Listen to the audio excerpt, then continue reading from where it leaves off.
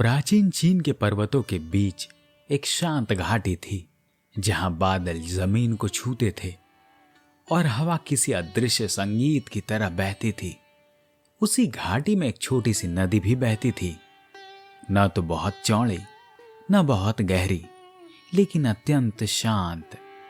कहा जाता था कि इस नदी के किनारे बैठने वाला व्यक्ति अपने जीवन के सबसे गहरे प्रश्नों के उत्तर पा सकता है।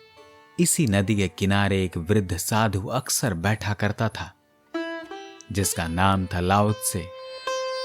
लोग उसे दार्शनिक कहते थे, ऋषि कहते थे, लेकिन वह स्वयं को कुछ भी नहीं कहता था।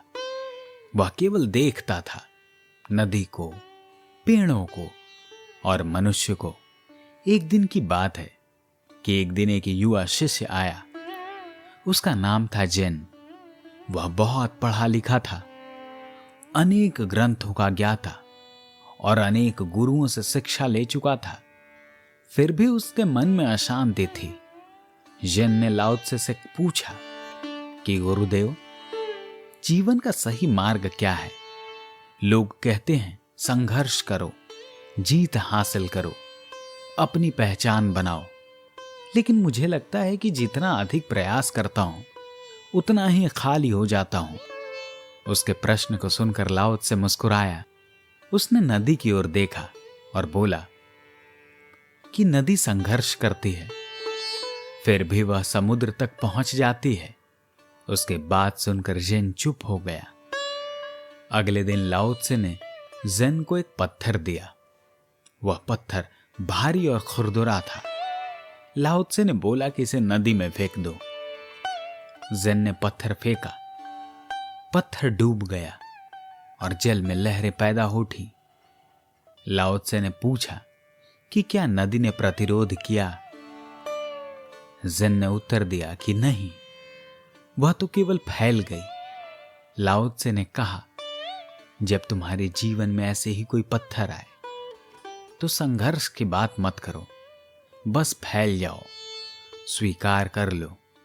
प्रतिरोध तुम्हें कठोर बनाता है, स्वीकार तुम्हें विशाल बनाता है। जेन ने पूछा कि गुरुदेव, आप इतना कम क्यों बोलते हैं? लोग आपको महान शिक्षक कहते हैं, लेकिन आप तो बहुत कम उपदेश देते हैं। लाओ त्से ने एक बांसुरी उठाई, उसमें से मधुर स्वर निकाला। फिर उसने बांसुरी तोड़ दी और दिखाया कि वह अंदर से खोखली थी। यदि बांसुरी भरी होती तो संगीत नहीं निकलता। मनुष्य जितना खाली होता है उतना ही संगीत उत्पन्न करता है। जेन समझ गया कि मौन भी एक भाषा है। अब कुछ समय बाद उस राज्य का राजा लाओ त्से के पास आया। उसने सुना था कि लाओ त्से बहुत बड़ा ज्ञानी है। राजा ने कहा कि लाओ त्से, मेरे राज्य में अराजकता है, लोग विद्रोह कर रहे हैं, मुझे बताइए कि मैं उन्हें कैसे नियंत्रित करूं। लाओ त्से ने कहा कि यदि तुम उन्हें नियंत्रित करना चाहोगे, वे और विरोध करेंगे। यदि तुम उन्हें मुक्त छोड़ दोगे, वे स्वयं संतुलित हो जाएंगे। अब राजा क्रोधित हो गया और बोला, तो तुम कहते हो कि मैं कुछ न करूं? लाओ त्से ने शांत स्वर में कहा कि सबसे बड़ा कर्म कभी कभी अकर्म होता है। राजा समझ नहीं पाया और लौट गया। लेकिन कुछ महीनों के बाद उसने वही किया जो लाओ त्से ने कहा था और राज्य में शांति लौट आई। यह कहानियां सिखाती हैं कि जीवन में संघर्ष से अधिक स्वाभाविकता महत्वपूर्ण है। जितना हम स्वयं को कठोर बनाते हैं उतना ही टूटते हैं, और जितना हम नदी की तरह बनते हैं, स्वीकार करने वाले, बहने वाले, मौन में समझने वाले, उतना ही गहरा और शांत जीवन मिलता है। यह लाओ त्से की शिक्षा है। कम बोलो, कम थोपो और अधिक बहो। आशा करता हूं कि लाओ त्से का यह विचार पसंद आया होगा। अगर विचार पसंद आया हो तो चैनल को सब्सक्राइब करना ना भूलें।